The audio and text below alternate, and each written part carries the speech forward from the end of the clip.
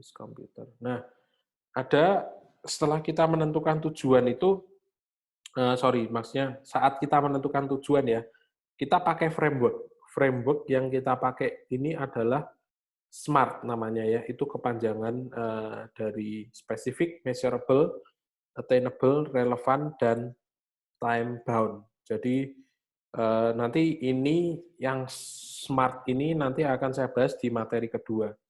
Jadi kita menentukan tujuan itu harus ada framework-nya. Apa yang akan kita capai ya, spesifik, harus dapat diukur, dapat dicapai, harus relevan, relevan dengan apa, dan ada batas waktunya. Contoh, ini statement goal atau tujuan yang ini ada yang masuk siapa nih? Asih ya. Oke, sudah saya admit. Kita kembali. Nah, contoh, ini contoh yang simpel ya. Contoh simpel dari apa namanya? Dari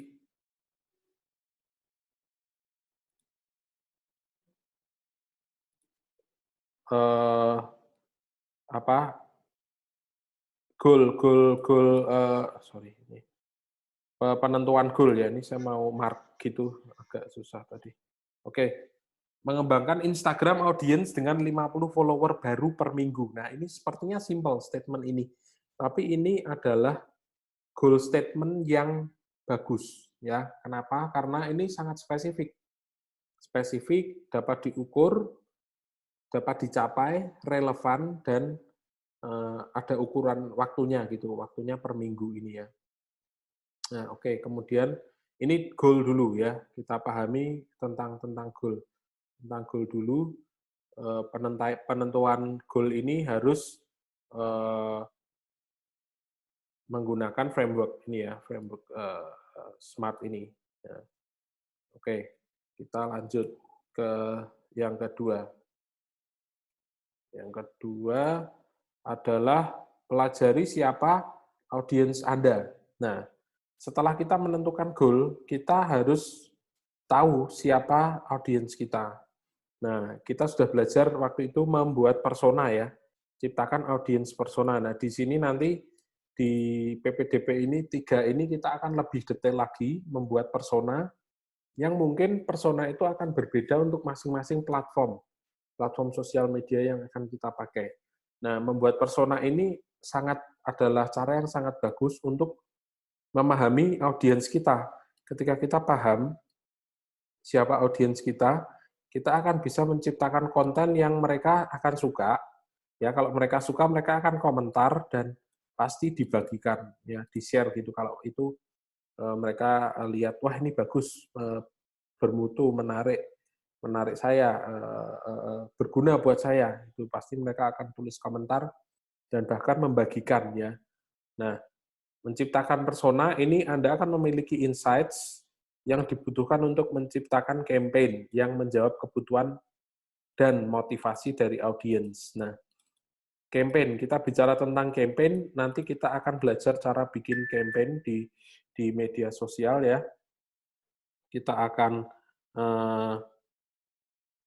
belajar caranya mendesain campaign itu seperti apa, cara eksekusinya seperti apa. Nah, oke, audience kita udah belajar ya, di PPDP 2 lalu dengan membuat persona. Juga kita mengetahui target market kita ya, karena setiap platform sosial media itu tentu saja kalau kita lihat nanti secara demografi pasti ada keunikan-keunikan tertentu gitu yang akan berbeda dari setiap platform. Nah, mungkin platform yang kita perlu tahu perkembangan terakhir adalah TikTok ya. TikTok ini saya pantau beberapa kali dari Twitter ya. Saya sendiri baru install TikTok tapi nggak pakai. Saya nggak bikin video konten di TikTok, hanya apa sih gitu, mempelajari ini tuh seperti apa gitu. Ini ada partisipan. Dolin dari tadi keluar masuk kenapa ya? Oke, TikTok. Nah, kenapa TikTok ini menarik? Karena TikTok ini traffic-nya. Yang jadi luar biasa adalah traffic-nya. Jolin, tolong di-mute suaranya. Nah, tadi berisik sekali. Nah, TikTok ini kenapa menarik? Karena traffic ya. Ada salah satu konten kreator di YouTube yang saya ikuti, yang dia videographer ya. Dia bilang ketika dia upload sesuatu di YouTube dan di Instagram, di Twitter dan di TikTok, dalam hitungan jam, di TikTok itu bisa ratusan ribu view dalam hitungan jam. Itu mengalahkan jauh sekali dari YouTube ya. Tetapi tentu saja yang perlu kita pahami adalah bukan hanya traffic ya, tapi siapa yang pakai TikTok, demografinya itu seperti apa. Kita bisa juga manfaatkan TikTok untuk marketing, nggak masalah ya. Karena gini, karena mungkin kalau Anda jangan hanya memahami TikTok ini sebagai platform untuk bikin video lucu-lucuan atau video joget-joget yang kekinian gitu. Enggak, tetapi kalau coba Anda explore konten di TikTok itu sangat luar biasa, ternyata di dalamnya ada tutorial, ada yang art ya tentang kesenian, ada. Nah, itu kita bisa juga pakai untuk brand awareness misalnya, untuk tutorial singkat tentang sesuatu atau memberikan promosi. Kita bisa juga pakai TikTok gitu. Nah, ini adalah salah satu hal yang perlu kita pahami. Dengan begitu cepatnya teknologi itu berubah gitu ya. Begitu cepatnya teknologi berubah sehingga kita perlu, oh ini ada TikTok nih, coba kita lihat gitu. Sebagai marketer Anda perlu tahu itu. Oke, TikTok, cari datanya, siapa yang pakai, demografinya seperti apa, traffic-nya baru sangat-sangat tinggi. Itu jutaan view itu mungkin dalam beberapa hari ya. Itu menarik sekali menurut saya. TikTok itu bisa juga kita manfaatkan. Oke, itu tentang platform baru tadi ya. Oke, kita lanjut ke yang ke slide ketiga. Tahap ketiga adalah setelah kita tahu konsumen kita, audiens kita pelajari siapa kompetitor kita ya. Cari tahu dan pelajari siapa kompetitor Anda. Kompetitor Anda berarti kalau dalam destinasi pariwisata berarti ya siapa ya, sama-sama yang menjual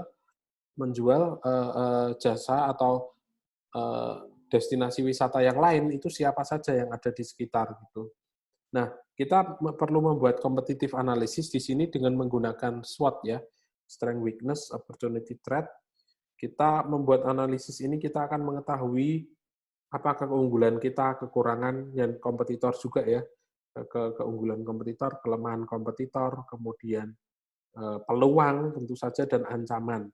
Kita menemukan hal-hal ini, nah kita bisa tahu nanti, oh ada peluang di sini yang kompetitor saya belum jajaki, atau ada kelemahan kompetitor di sini yang saya destinasi kita misalnya lebih kuat. Nah, kita cari tahu competitive analysis menggunakan SWOT, bukan hanya dari sisi apa yang mereka jual, produk apa, service atau fasilitas apa, tapi juga dari sisi marketingnya. Media sosial mereka seperti apa, kekuatan mereka di mana, apakah punya YouTube enggak, punya YouTube channel enggak, followernya berapa, interaksinya seperti apa. Kita bisa cari tahu data semua itu untuk membuat competitive analysis ya. Jadi kita tahu kompetitor kita di mana, kita bisa positioning untuk menggarap, oh hal yang ini yang akan saya fokus. Itu setelah kita tahu competitive analisis dari SWOT yang kita buat. Oke. Ketiga, yang keempat, nah kita perlu melakukan audit media sosial. Kata-kata audit ini sepertinya rumit gitu ya, rumit atau wah serem nih kalau orang-orang di audit itu kan biasanya biasanya merasa wah gimana nih gitu. Nah, audit yang dimaksud ini apa? Audit yang dimaksud ini sebelum membuat strategi ya. Jadi bahkan sebelum membuat strategi, Anda perlu melakukan audit. Audit ini bukan nanti setelah berjalan, tetapi bahkan sekarang gitu. Bahkan sekarang ketika Anda mau membuat strategi, itu perlu lakukan audit dulu. Nah, jika sebelumnya organisasi Anda sudah menggunakan media sosial, cari tahu hal-hal berikut ini ya, contoh-contohnya. Apa yang berhasil ya, apa yang diaudit itu apa yang berhasil, strategi apa yang berhasil di media sosial apa yang tidak berhasil, yang gagal apa, siapa yang terkoneksi ke media sosial Anda, eh, eh, maksudnya ini audiensnya ya, siapa mereka itu siapa, terus media sosial apa yang paling banyak terkoneksi dengan audiens, ya ini platform mana yang paling bagus, secara followernya banyak, engagementnya banyak, komennya banyak, share-nya banyak, itu platform mana gitu. Nah, juga bagaimana performa media sosial Anda dibandingkan dengan kompetitor. Nah, tadi itu nyambung dengan competitive analysis yang tadi ya. Bagaimana performa media sosial Anda dibandingkan dengan kompetitor. Nah, setelah kita lakukan audit, kalau belum punya media sosial gimana Pak? Nah, nggak masalah, kalau belum punya media sosial berarti kita bisa audit eh, apa namanya pesaing kita pakai media sosial apa? Oh baru cuma punya Instagram, belum punya website, sudah punya Facebook tapi nggak diisi kontennya. Nah seperti itu kita bisa tetap lakukan audit walaupun destinasi atau kota yang kita tangani marketingnya belum memiliki pemasaran online digital ya. Nah, audit yang dilakukan di awal, ini tidak berhenti hanya di awal, tetapi evaluasi ya.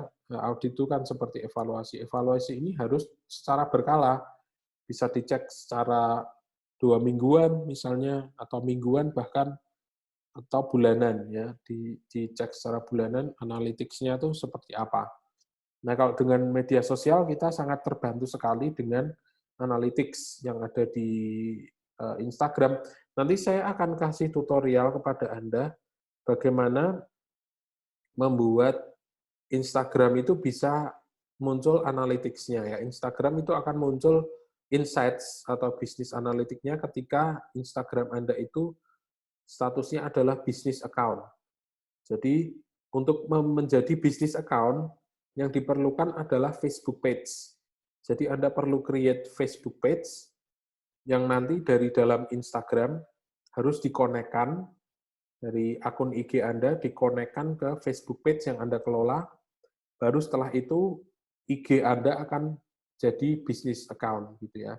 Menjadi bisnis account, Anda bisa lihat performa post Anda itu seperti apa, yang lihat berapa, yang like berapa, yang komen, demografinya seperti apa, itu bisa kelihatan semua. Jam berapa mereka buka, itu semua akan kelihatan di IG nanti. Nah, ini kita ke gambaran besar dulu tentang strategi supaya kalau nanti hal teknis kecil kita sudah dengan gampang akan mengerjakannya. Nah, itu tadi fungsi audit itu memberi clear picture ya, clear picture of where are we now gitu. Di mana kita sekarang? Kita ada di mana sekarang posisi kita dalam hal pemasaran online. Posisi kita lagi ada di mana? Kita mau kemana setelah ini? Gitu. Nah, kompetitor kita juga ada di mana posisinya. Nah, jadi setiap akun diaudit. Nah, mungkin butuh strategi baru atau mungkin malah ada akun yang sudah lama nggak dipakai, bisa dilanjutkan atau tidak dilanjutkan, terserah ya, tergantung strategi kita gimana nanti keputusannya gitu. Oke, ini langkah keempat.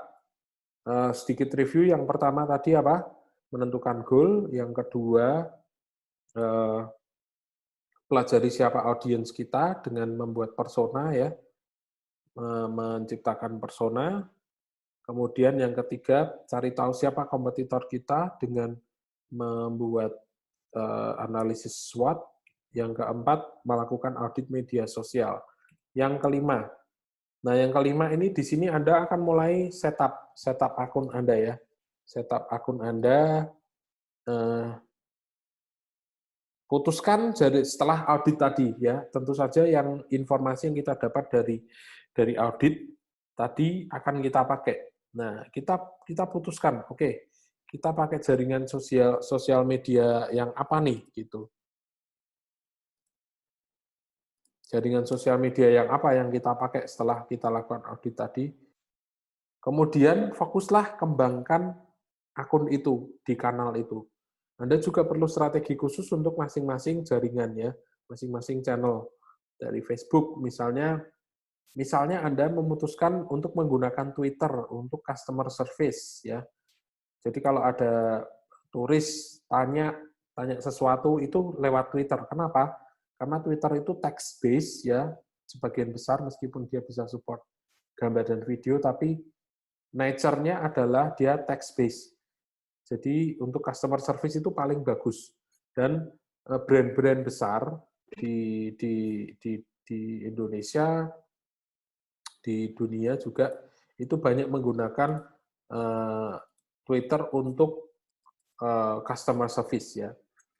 Nah, itu Twitter untuk customer service. Kemudian Facebook untuk customer acquisition ya, mendapatkan customer baru gitu untuk Facebook misalnya. Dan Instagram untuk interaksi dengan audiens. Misalnya seperti itu Anda memutuskan ya. Karena di Instagram itu lebih banyak bisa interaksi, bisa misalnya di Instagram Stories itu ya kita bisa pakai bermacam-macam teknik untuk interaksi dengan audiens kita, bisa kasih pertanyaan, kasih polling dan segala macam. Itu banyak sekali yang bisa dimanfaatkan di Instagram. Nah, masing-masing channel ini punya eh, eh, keunggulan dan kekurangan sendiri-sendiri tergantung bagaimana kita menyasarnya. Nah, kita harus punya goal yang spesifik ya untuk masing-masing kanal ini gitu. Misalnya Facebook itu tadi untuk mencari pelanggan baru menggunakan paid ads gitu. Contoh ya. Kemudian Instagram untuk mengembangkan brand image dengan audiens yang sudah ada. Jadi eh, apa di Instagram ini kita bisa promote konten-konten tentang company culture, misalnya brand kita seperti apa, diulang-ulang sampai brand itu nempel di eh, pikiran audiens gitu. Twitter misalnya untuk press media dan untuk connect dengan influencer misalnya. Kemudian YouTube untuk mengedukasi customer misalnya ya. YouTube ini kenapa bagus untuk edukasi?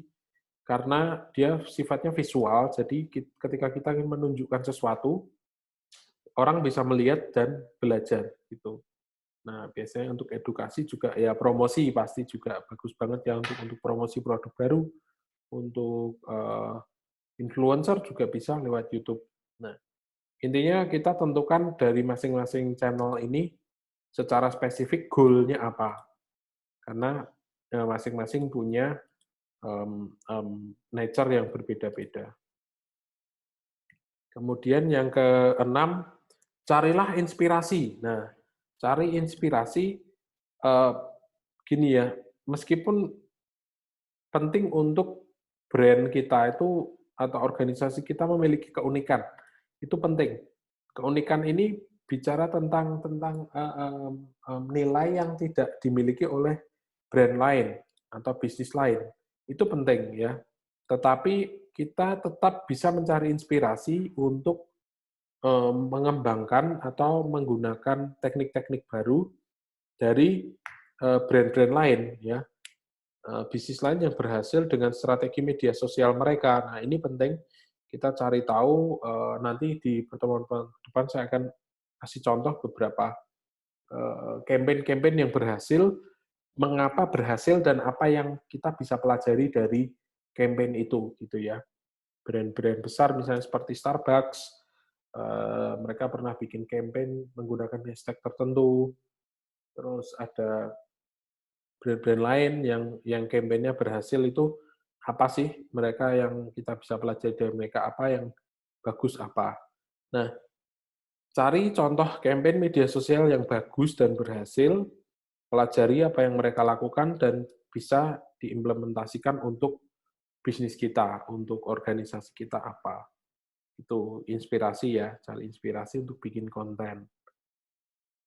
Nah, kemudian eh, yang ketujuh, adalah membuat sosial media konten kalender. Jadi dalam pemasaran menggunakan media sosial penting sekali untuk kita memiliki plan. Penting sekali kita untuk memiliki plan atau rencana. Jadi kenapa perlu direncanakan? Supaya kita bisa lihat sebulan ke depan itu kita mau ngapain aja. Konten apa yang kita posting, message apa yang kita bawa, itu harus konsisten ya, dari minggu ke minggu, hari ke hari. Untuk bisa efektif, campaign itu harus ada benang merah. Ada benang merah, ada satu message yang dibawa, yang disampaikan berulang-ulang terus selama kurun waktu tertentu supaya itu menjadi sesuatu yang nempel akhirnya ke pikiran audiens gitu.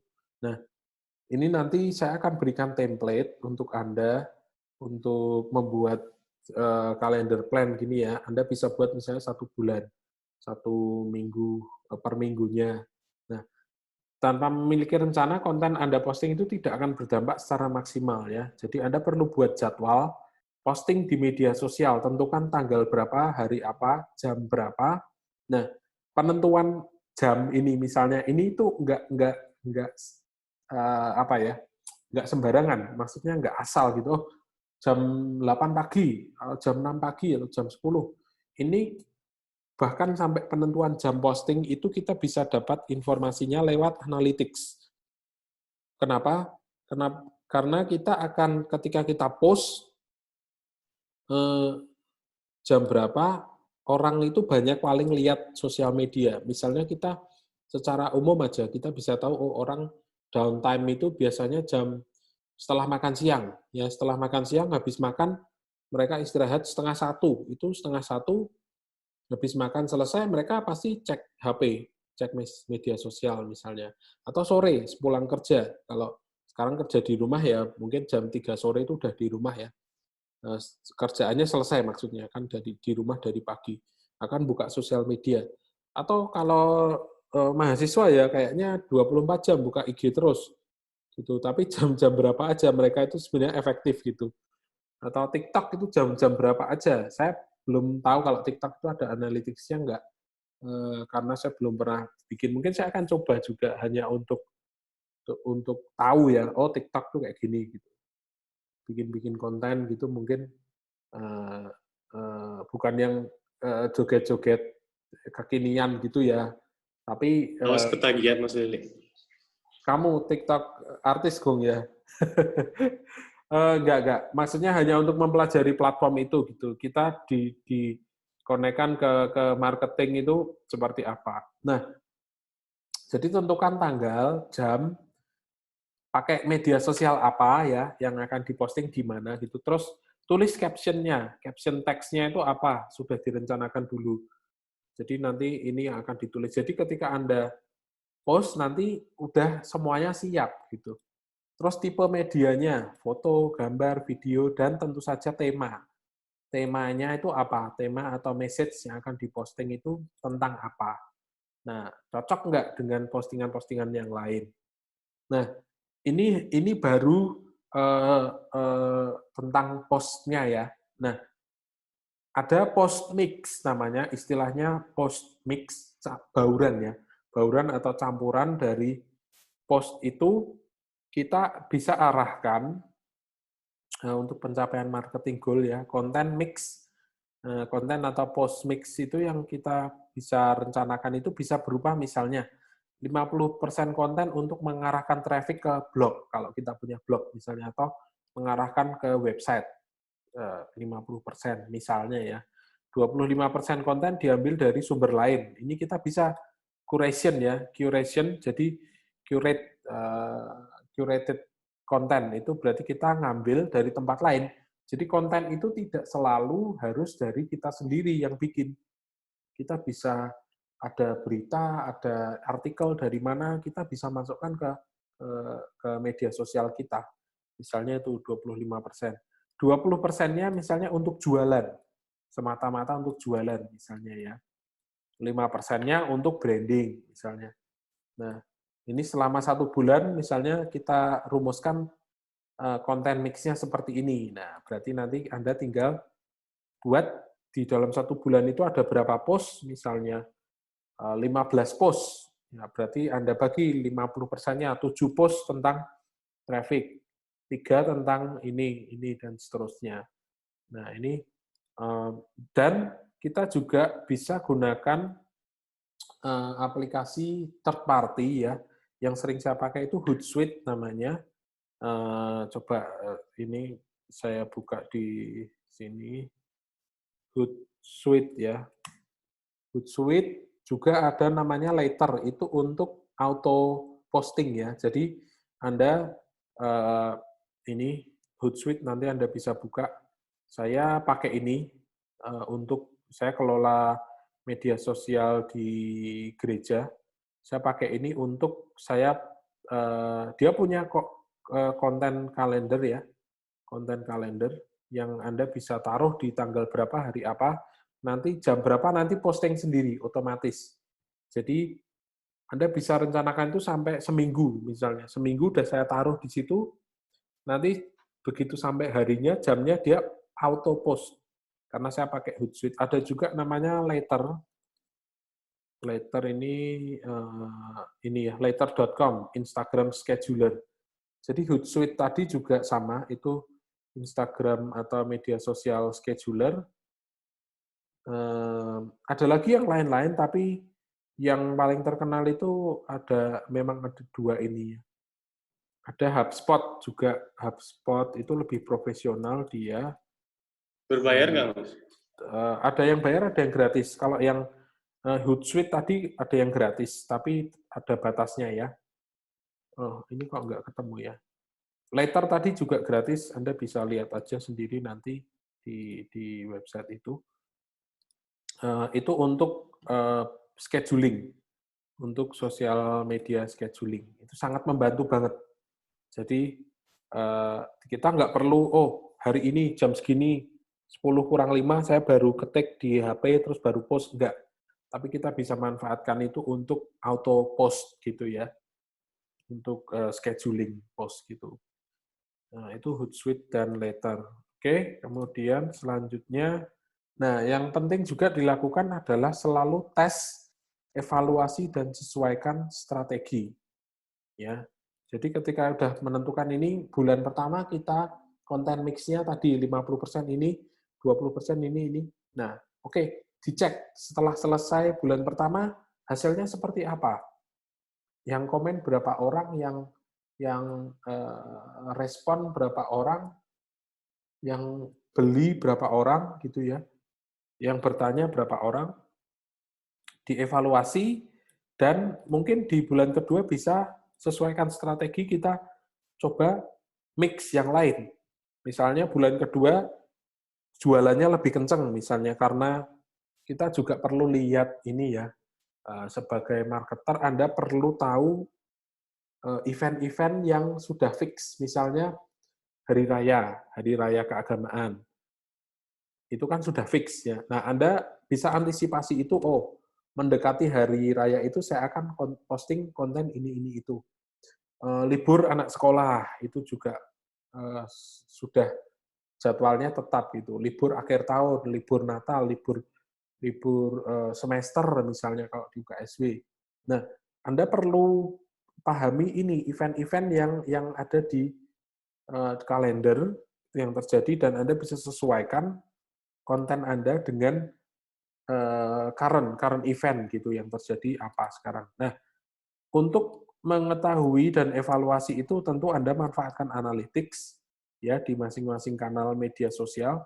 Facebook punya sendiri analytics-nya, Instagram punya, YouTube punya, eh, tadi eh, TikTok saya belum tahu karena belum pakai ya. Baru install doang, terus explore belum bikin. Nah, ketika data mulai terkumpul, Anda lakukan evaluasi secara reguler, kemudian evaluasi apa yang berhasil, apa yang kurang berhasil, apa yang bisa ditingkatkan. Tadi ngecek keberhasilannya di mana? Keberhasilannya berarti dicek kembali ke goal yang ditetapkan di awal tadi, menggunakan SMART tadi. Nah, kemudian ini ya, perubahan terjadi sangat cepat dalam dunia media sosial. Saya kasih contoh tadi pakai pakai TikTok tadi, sehingga menuntut Anda itu untuk selalu siap dengan perubahan strategi. Jadi harus siap terus, ganti bulan, ganti strategi nggak masalah, asal itu selaras dengan goal yang Anda tetapkan tadi gitu. Nah, oke. Ini tahap pertama ya. Tahap pertama atau materi yang pertama yang saya sampaikan. Oke, sampai di sini kita apa ini? Ada yang raise hand ya. Ada yang mau tanya? Vio silahkan. Ada yang mau tanya? Ada yang raise hand nih? Sorry, Floren ya. Floren. Floren ada yang mau ditanyakan? Enggak, Kak. Oh, ini ada raise hand. Jadi di Zoom itu ada fitur raise hand. Itu Anda bisa pakai kalau Anda ingin bertanya ya. Jadi nanti ada simbolnya biru-biru di layar. Nanti saya akan address Anda gitu. Oke, apakah ada pertanyaan dari materi yang pertama?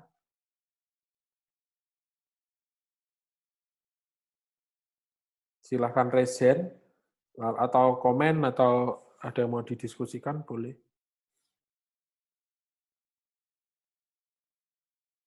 Tidak ada?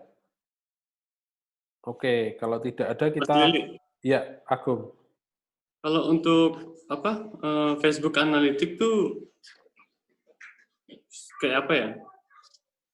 Facebook Analytics itu kita bisa lihat ketika kita menggunakan paid ads sih sebenarnya. Nah, ya itu aku kan sudah pakai paid ads.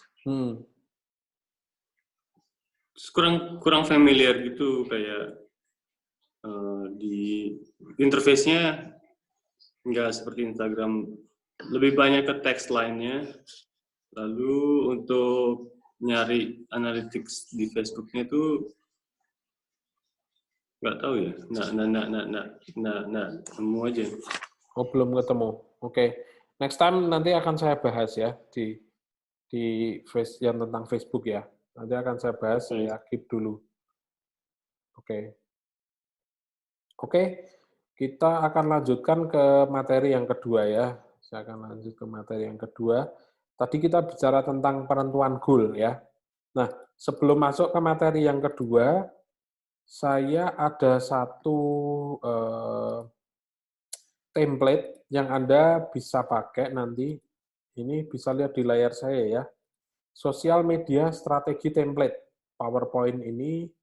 Nah, ini nanti bisa Anda manfaatkan template ini untuk membuat seperti dokumentasi gitu ya. Nanti Anda bisa ganti ini your company name, sosial media strategi gitu, misalnya kota apa gitu, destinasinya. Nah, nanti saya akan pakai ini untuk progress tracking ya, maksudnya di setiap secara berkala nanti saya akan cek Anda perlu isi ini dengan kelompok Anda. Nah, yang tahap pertama itu Anda isi dulu executive summary. Executive summary itu seperti mission statement, kalau di organisasi itu visi misi gitu ya. Nah, summary itu isinya apa? Summary itu berisi tentang ini, identify the problem or need for proposed project. Kita mau bikin ini itu kenapa? Ya, tujuannya apa? Ada masalah apa? Seperti latar belakang masalahnya apa? Kemudian result yang kita hasilkan nanti harapannya itu seperti apa? Anticipated result, bisa jamak ya, results. Kemudian ada budgetnya enggak, waktunya, resource, required to complete proposal project. Untuk membuat itu berapa lama gitu ya, menggunakan apa saja, butuh apa saja, dan ada keterangan-keterangan lain kalau perlu juga bisa ditambahkan sendiri. Jadi nanti ditulis di sini, poin 1 latar belakangnya, poin 2 hasilnya, goal-nya nanti pengen dapat seperti ini, terus ketiga time frame-nya seperti ini, dan keterangan lain kalau perlu. Ini executive summary, ini ringkasan singkat ya, dalam sosial media strategi Anda.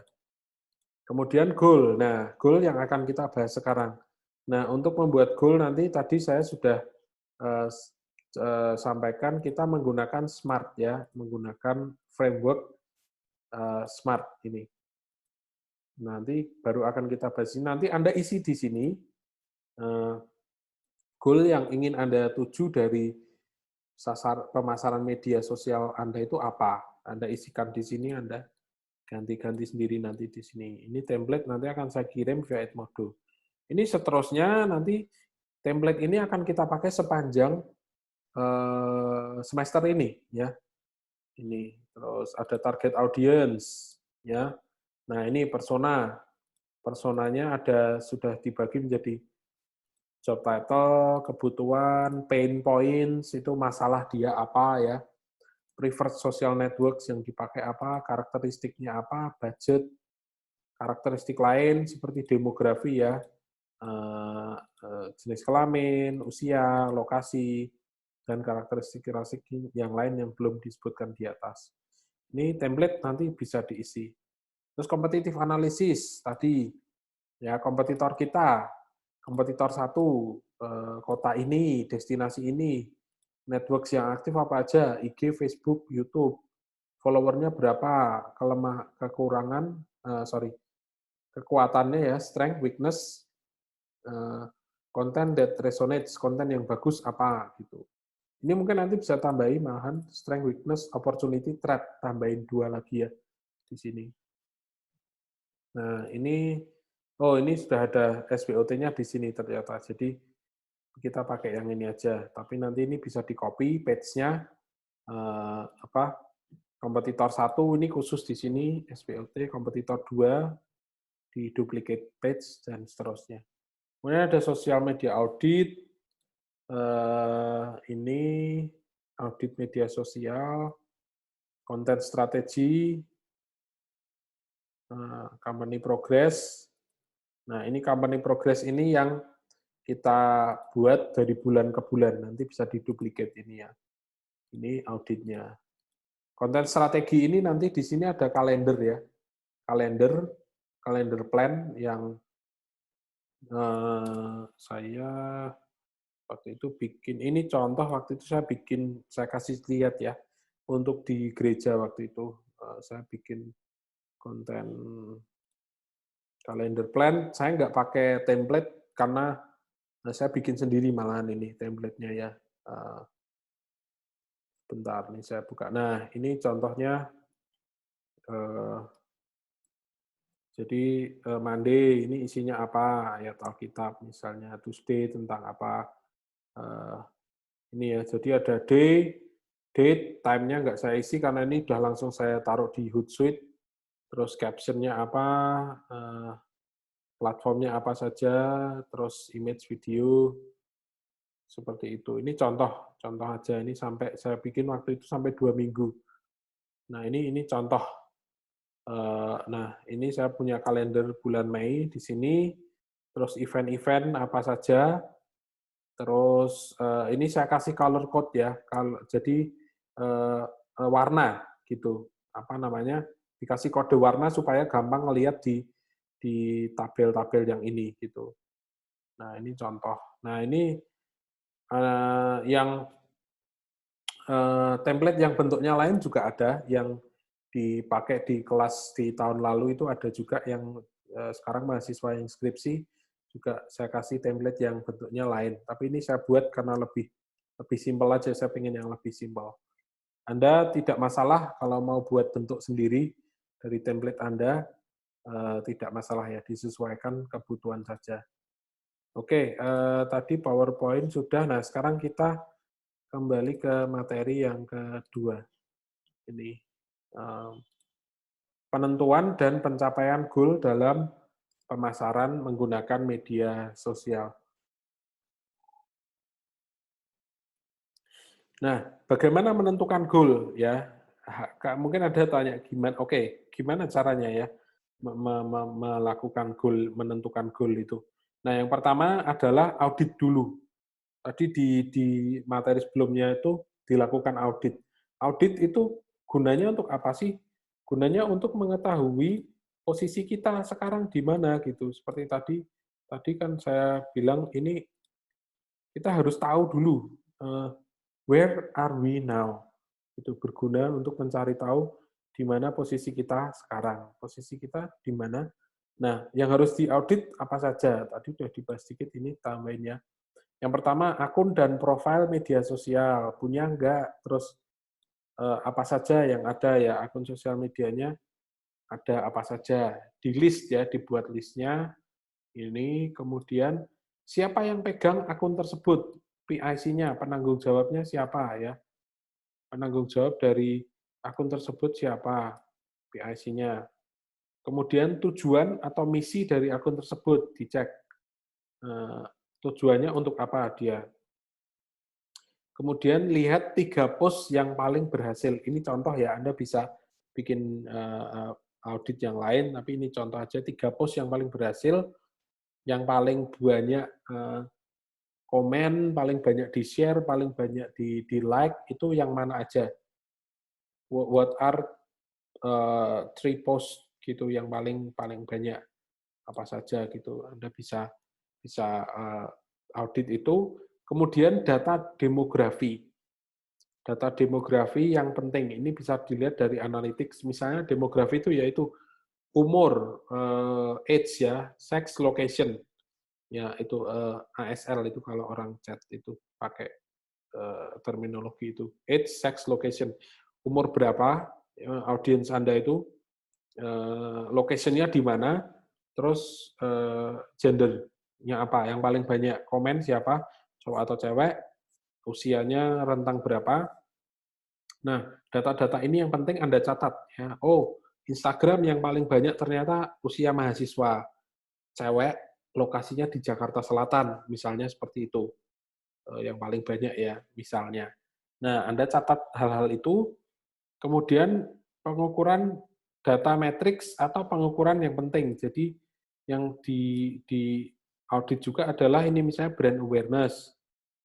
Nah, brand awareness-nya dicatat, audience growth-nya, perkembangan followernya dari minggu ke minggu tambah berapa gitu growth-nya ya. Kemudian brand awareness-nya, terus post reach berapa orang yang melihat, terus engagement ini tentang keterlibatan audience ya, berapa yang komen, berapa yang berinteraksi, berapa yang ngisi polling dan seterusnya itu dicatat semuanya. Dibuat tabel seperti yang di PowerPoint tadi. Nah, itu tahap pertama adalah melakukan audit. Tahap pertama melakukan audit. Yang kedua, putuskan hal-hal yang penting. Nah, dari informasi yang Anda dapat dari audit tadi, terus Anda sekarang informasi tadi mau diapain gitu pertanyaannya. Nah, setelah selesai lakukan audit, putuskan dan pilih informasi yang penting seperti misalnya kanal media sosial apa yang performanya bagus. Jadi dikasih notes gitu, oh ini gitu. Jadi dari audit, informasi dari audit yang didapat semuanya di summarize gitu istilahnya ya, disimbolkan. Jadi kita ambil kesimpulan, informasi-informasi penting, atau akun mana mungkin yang perlu berganti fokus. Misalnya, oh Facebook kayaknya selain akuisisi bisa untuk jualan, karena ada shop-nya ya. Bahkan Instagram sekarang ada shop-nya misalnya. Ada buat belanja langsung gitu. Nah, lihat informasi-informasi itu dan tentukan gitu mana yang penting ya. Selanjutnya, tentukan tujuan yang ingin dicapai dari media sosial itu. Nah, setelah itu bikin statement gitu ya, tujuan yang ingin dicapai dari media sosial. Ini bukan bicara tentang matriks saja. Matriks itu penting. Misalnya followernya nambah 50, likes-nya tambah 100 atau apa ya, jualannya tambah segini-segini. Bukan hanya ngomong tentang matriks, ya matriks penting, tapi lebih ke apa sih tujuan real. Tujuan real yang berpengaruh langsung ke pencapaian tujuan bisnis gitu.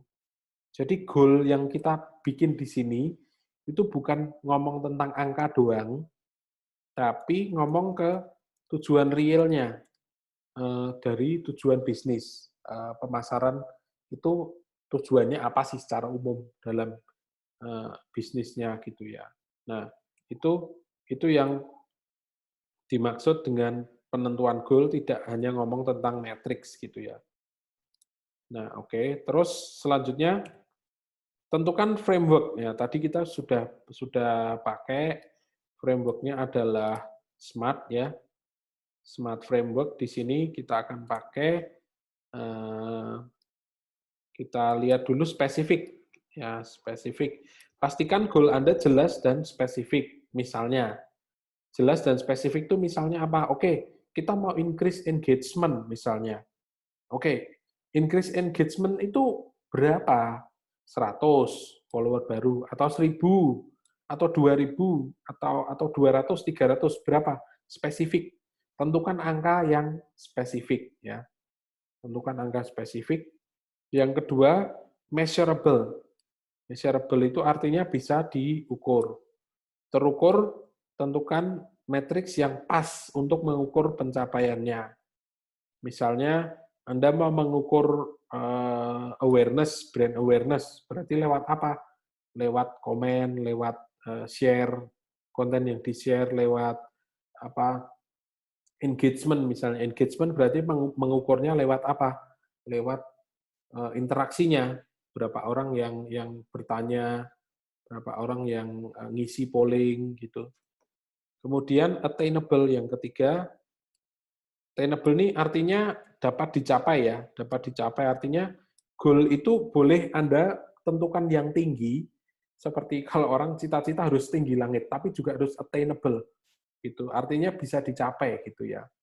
Lihat posisi Anda sekarang, kalau Anda baru bikin akun sosial media baru bikin hari ini.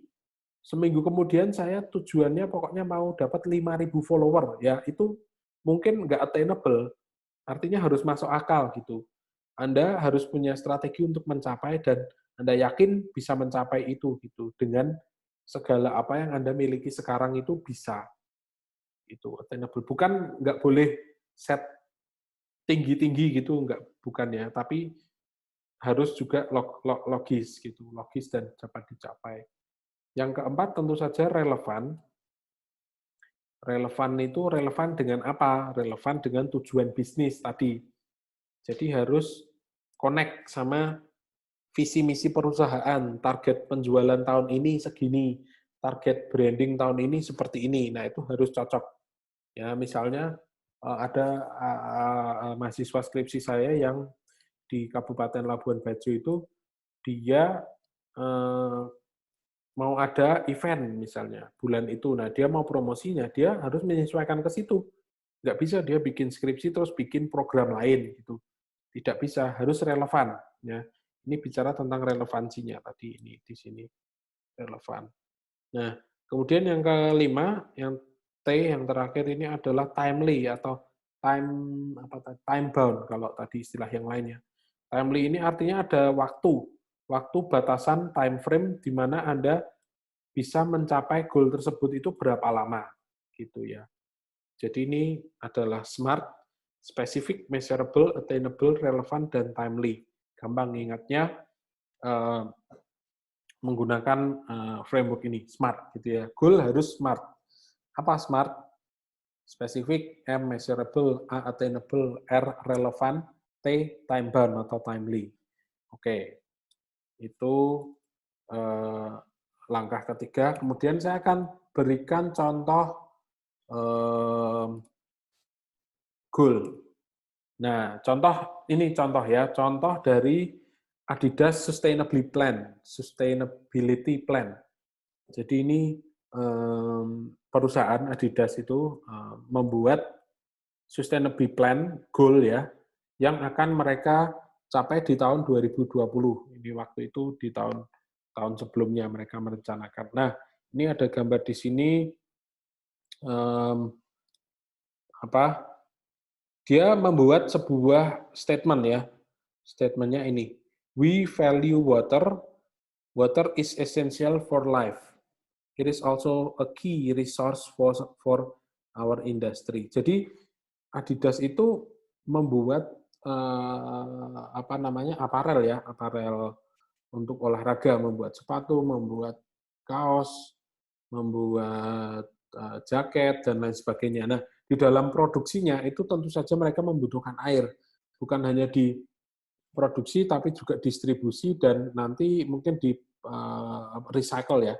Nah, ini dia ngomong tentang produk yang pertama, we value water ya, air ini terbatas, sumber yang terbatas. Kemudian mereka menggunakan inovasi tentang material dan proses produksinya dan conserve energy. Conserve energy menghemat energi, jadi untuk menghemat air akhirnya. Kemudian people, tidak hanya di produknya tapi mereka fokus ke people.